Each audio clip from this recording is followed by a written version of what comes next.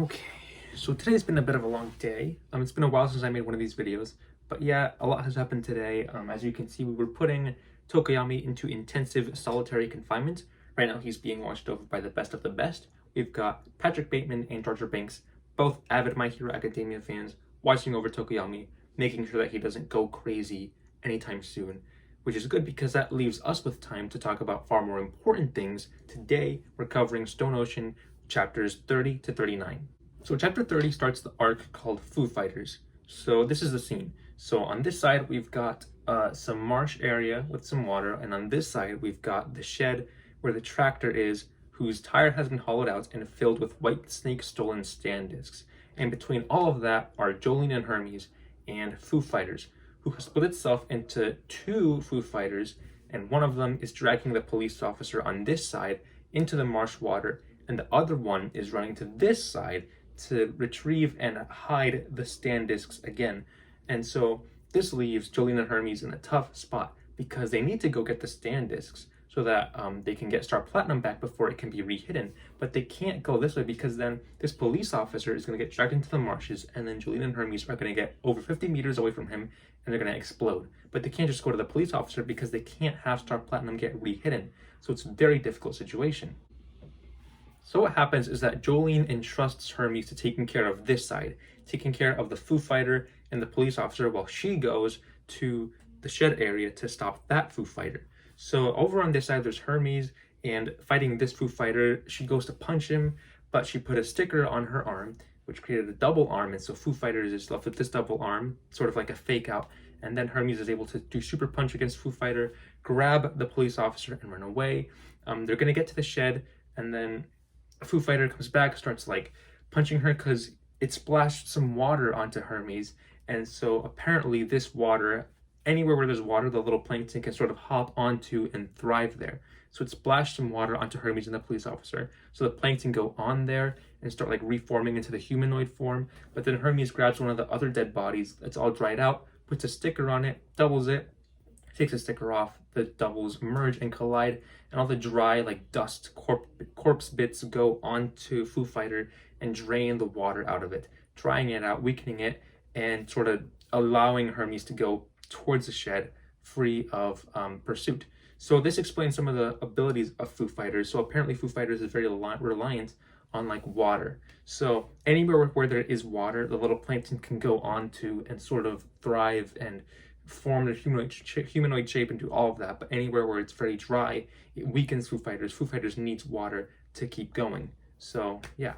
So over in the shed, Jolene and the other Foo Fighter are fighting. So Foo Fighters pours a bunch of water all over the place to give itself the upper hand, but Jolene uses her string to remotely turn on the tractor and make it go forward. So it's going forward, and as it goes forward, Hermes is coming towards the tractor, holding the police officer's body, and so Foo Fighters has to go to the tractor to protect the discs, so it runs towards the tractor.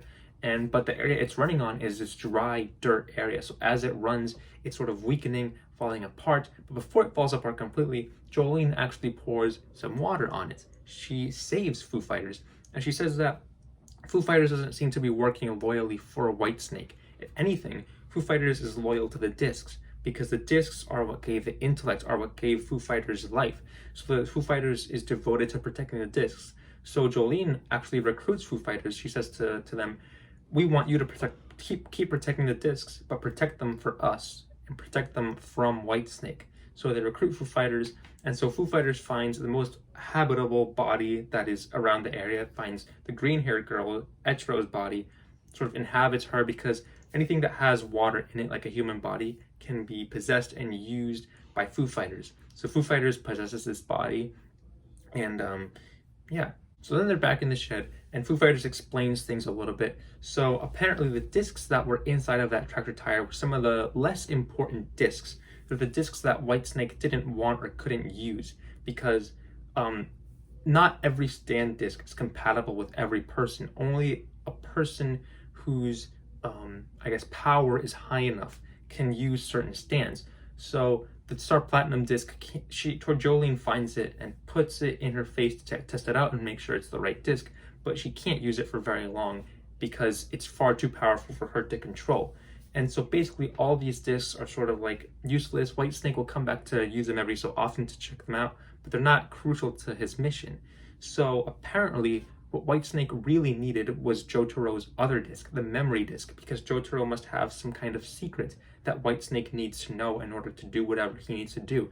And that's a disc that Whitesnake actually still has. So even though Jolene found the Star Platinum disc and can use it to revive Jotaro, her work is not done because she still has to get Jotaro's memories back, this secret back, both to give Jotaro, let him know what's going on, and also to stop whatever Whitesnake is planning. So that's it, except not really, because once this sort of like events end, once, Jolene, Foo Fighters, and Hermes form their team, we see a little shot of a man going into the shed and observing the aftermath. And it's a man in a purple suit. A police officer calls him the priest, the father, and this is Poochie's first appearance. You can only see like his hand a little bit, but yeah, that's Poochie. That's gotta be the controller of Whitesnake. I'm pretty sure. I know Poochie is the main villain of part 6. He must be Whitesnake's user, I'm guessing. So it's very cool to see his first appearance. So that for good ends the Foo Fighters arc. Now we move on to the next arc called Debt Collector Marilyn Manson. So in this arc, we are introduced to a character named Mirashan. Mirashan is in the prison priest's office, the prison pastor's office, and that's Poochie's office. So now this is the first time we fully see Poochie, and Poochie is talking with her. He says that the thing that separates humans from animals is the human desire to attain heaven, and then he says to her that he can probably get her on parole because she's improved, but then he notices that she's stolen a golden cross of his, and so he like slaps her. He's like, never mind, you're never going to improve, you're never going to get on parole, but I can't ignore your slick thieving skills. So now it's sort of implied that he's going to start using her to fight against Jolene and Hermes and the others. So then we go to Jolene and Hermes and Foo Fighters, and they're in a prison courtyard just sort of hanging out. Foo Fighters is enjoying prison life, and the Foo Fighters and Jolene decide to start playing a game of catch. And then out of nowhere, Mirashan comes in. Mirashan is like, I bet you guys can't get to 100 throws. I bet you $100 you can't do 100 throws. And Jolene and Foo Fighters are on throw number 87. So it seems like a pretty easy bet to win. But Jolene is very wary of accepting this bet because, for all she knows, Mirashan might be an enemy. But Hermes convinces Jolene to take on the bet because, they could be getting money from it easily. And money is very necessary in this prison, especially now that Jolene tried to escape when the Jungali A incident, tried to escape when the Jungali A incident happened, and that she has to get the Star Platinum disc back to Jotaro. So, she's lost a lot of privileges since the Jungali A incident, and she needs privileges, and so to get those privileges, she's going to have to pay up. So Jolene and Foo Fighters accept the bet, and they win. They get to 100 throws, but honestly, they're kind of pushing it because, Hermes says, oh, Mirashan, you made the bet with both Jolene and Foo Fighters, so the bet is 100 for each person, so we get 200. And then Jolene also kind of cheated during this. Although there were a lot of outside interruptions, she got hit in the head with a basketball and stuff, but she did use her string to catch the ball when it was dropped once, and so that's pretty much, they cheated a little bit, but they did have some restrictions placed on them. Like I said, the basketball thing happened, and then they also only have 10 seconds between each throw. They catch the ball, and they have to throw it again within those 10 seconds, so it wasn't an easy game, definitely, but they were cheating a little bit. But then there's a call for a rematch, and Jolene doesn't want to, but then Hermes is like, fine, I'll do it. So Hermes goes in. It's another $100. It's $1,000 for another 100 throws. So they're playing. Again, Hermes does cheat. She drops the ball, but she had been chewing a stick of gum, and she had put a sticker on that gum and placed one of the copies of the gum onto the ball. So when the ball fell, she just took the sticker off of the gum that she was chewing, and the ball went back, and she was able to get it. So she cheated. And Mirashan's stand, Marilyn Manson, found out about this because Marilyn Manson is pretty much just the lock stand from part 4 and the Darby stands from part 3.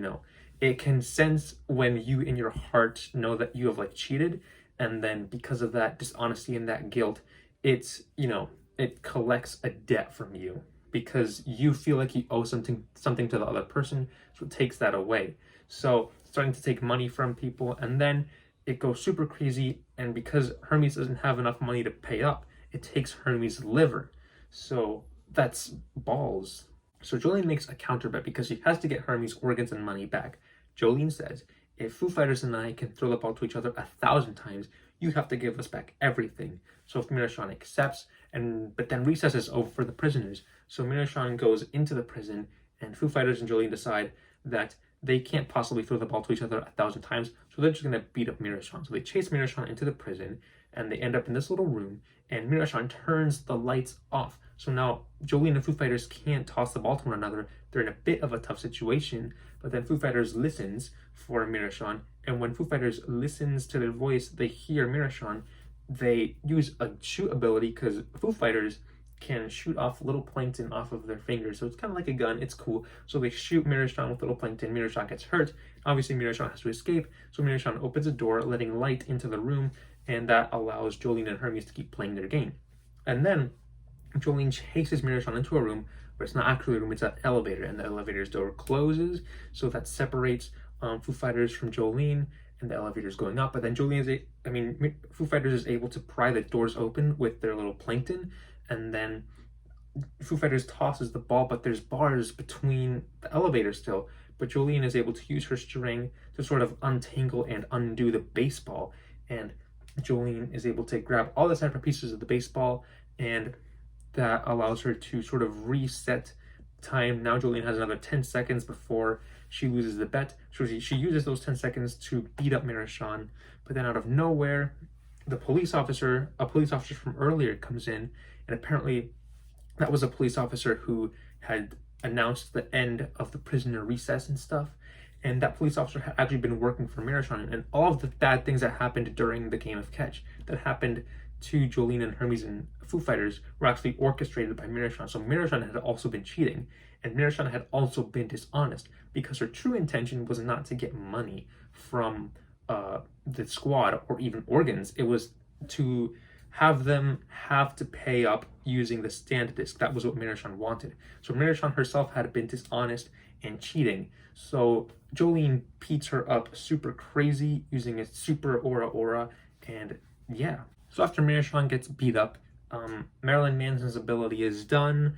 Hermes gets her organ and all her money back, and the stand disc is never taken away from them. The stand disc was being hidden in Foo Fighters' little overalls, and so yeah, Hermes, Foo Fighters, and Jolene win that one. Mirashan loses, Poochie loses that battle, and that's the end of chapters 30 to 39. So this is one of my favorite arcs in the entire series. I think Foo Fighters is the best character ever. I think they're super cool. They're just really funny. You know, they're like this new species, this plankton stand species, and they're getting used to their humanity, to being human. And it's just very funny the way that they do it. So Foo Fighters still, even in Etro's body, they need water. So, well, obviously people can drink water. So Foo Fighters always has with them this big giant cup of water, and they're always drinking water. And it's funny because whenever someone like goes even near that cup of water, Foo Fighters goes ballistic. They're like, get away from my water. And it's funny the way they drink it the way that it's drawn. It's very funny. And then also before Foo Fighters got their hand on the cup, they were like trying to get water up from the ground and just drink it like that. It was funny. It's funny seeing Foo Fighters get used to all this humanity thing. And then also when they're in the prison in the courtyard at the beginning of the Marilyn Manson arc, Foo Fighters is just talking about how, oh, prison isn't so bad, I'm having a lot of fun here. So it's like, shows a little bit of like, I don't know, maybe innocence on Foo Fighters' part. It's funny, it's neat, they're a neat character, and they're just having fun, being like naive and positive, but also going crazy when someone goes to steal their water. It's just neat, it's cool. And the baseball arc, I just think it's so much fun. It's just funny because like, it's just something so little. The characters are just playing catch with one another, but it's just so much fun. And it becomes such an intense thing near the end when Mirashan comes in and starts sabotaging the game. And every single time that like Jolene or Hermes cheat in order to prevent the ball from touching the ground, it's such an elaborate way of doing it. It's such like a Jojo, Joseph Joestar like way of cheating. It's like so thought out and elaborate. And it's just interesting. It was one of the most intense games of catch ever. And then the part where Jolene is in the elevator and Foo Fighters tosses the ball and Jolene dismantles the ball and catches all the little individual pieces. Again, super elaborate plan. And Jolene even goes into detail of like the exact rules of baseball. Apparently, if a batter hits the ball and the ball explodes into like 1,000 pieces, but someone manages to catch all those pieces, that's still considered an out. So what Jolene did was fair game, but it was against a really elaborate Joestar plan, and the fact that she took the time to explain this pretty obscure rule of baseball that is probably not applied very often. Um, it's just interesting, and again, it just shows that like Araki is knowledgeable about a lot of things. I guess, even if it's like little things about like obscure baseball rules, it's just cool seeing those nice little details. It shows a lot of care. It's really interesting, and I really do like it. And as for Marilyn Manson, it's a pretty cool stand. It's not like the coolest looking stand, and the ability isn't super original either, I guess. I mean, I'm not saying that stands all have to have original abilities, but like I said, this Marilyn Manson stand is very similar to the Lock stand from Part 4 and to the Darby stands. But like, I don't know, I really like all the Darby episodes because just like anytime that like a game or something is like the major plot device, like it breaks up the pace of just usual stand fights. And it's interesting. Like I said, like when there was the Derby matches, it would really broke up the pace of Stardust Crusaders, which was just usually just stand fights, people beating each other up with crazy abilities. The Derby episodes were just like, I don't know, like a gambling episode and a video game playing episode, which was different and interesting. And even though like they were all just sitting at a table, it was still very intense. And the same applies here, because here the bet was a game of catch, and they were just tossing a baseball around. But everything that happened, all the interruptions became so intense and interesting, and it broke up the pace of just normal stand fights. And it was just so cool and fun to watch.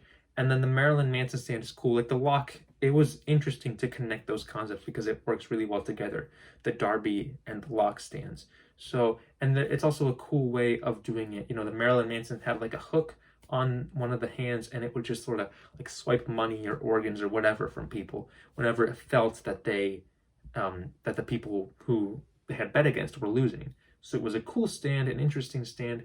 Mirashan is not that interesting of a character. She was just like a random prisoner who had this interesting stand. I don't think she's ever going to show up again. Kind of like a throwaway character. Didn't look too cool or too interesting, but she was there. She was an important character. Cool stuff, and a cool stand also. And yeah, overall, I just really like these arcs. I guess I don't have too much to say, but I do really like the baseball arc. It's probably one of my favorite parts in JoJo because of just how fun and interesting and crazy it was. I'll always remember it. And it was just fun. And I love the dynamic between Foo Fighters and Hermes and Jolene now. Jolene and Hermes sort of are like teaching Foo Fighters how to be human, how to work and stuff. And it's interesting and it's funny. And that reminded me that Jolene uses some pretty not good words to describe Foo Fighters, because like Foo Fighters doesn't know how to throw a baseball, obviously, so they throw a little weird, and Jolene uses some words in a way that I'm pretty sure is like a slur. This was written a long time ago during the 2000s, so Araki is like, he's not like homophobic, I don't think. Well, no, I know he's not, because like he said that he supports the LGBTQ community a lot. He has LGBTQ characters in his writing, portrayed completely like normally, as they should be. And even in this part 6, there was a trans person at the beginning. So it's just like, I don't know, I guess it's not like something that's good that was included. I guess it's just like a product of its time, given when this was written. But yeah, no good. Hopefully, I guess they don't have that word used in the anime. I'm sure they'll find another way to use it, or to say what they wanted to say. I'm sure they'll find another way to say what they wanted to say without using the word. But yeah, weird to see, but whatever. I guess older writings aren't going to be like perfect or hold up. And obviously, it's not like Araki's like a rude or prejudiced or discriminatory person. It was just a thing that happened, and maybe I'm sure he's like changed and probably doesn't use those words anymore. But but yeah, overall, I like this arc. I think it was a lot of fun, and I like the characters, and I like the stands, and I'm very excited to see Pucci now. He did a little trick when he was first introduced, a little cherry trick that wasn't important. Basically, he put these 2 cherries in his mouth, and he has to like, I guess, isolate the seeds, eat the fruit part, and isolate the seeds without like using his hands or separating the 2 cherries. So he was just being a bit of a weirdo, you know, a bit of a Kakyoin there. But he seems like an interesting character. You know, he talks about this heaven thing, which I know is going to be important later on in the part. It's nice seeing it now. It's nice seeing him now. He seems interesting, intriguing, doing his little cherry tricks, and just like, I don't know. He's weird. He's interesting. He's odd. And I'm intrigued to see what his exact intentions are with the memories. You know, I know he has like a big plan, but I don't know how Jotaro's memories or secrets are going to be a part of that. So I'm very intrigued as to see what happens there. And yeah, so that's it for this video, I think. Thank you guys so much for watching. Please like and subscribe and save and share and all that stuff if you want to. Stay tuned, because next time I'm going to be taking a look at chapters, the next 10 or so chapters of this. I know we didn't cover 10 chapters exactly today, but yeah, I just did what seemed most appropriate. You know, I wasn't going to cover chapter 40 and then, you know, that's like the beginning of a whole other arc, and I'm not just going to, you know, start it and then cut it off there. So I just cut it off at chapter 39. But we'll take a look at the next 10 or so chapters next time. Thank you guys for watching. See you later. Hey guys, thanks for watching over Tokoyami. I don't think I need you anymore. Okay, Tokoyami. Are you gonna be good now? Or do you have to stay in there? Tokoyami? Tokoyami.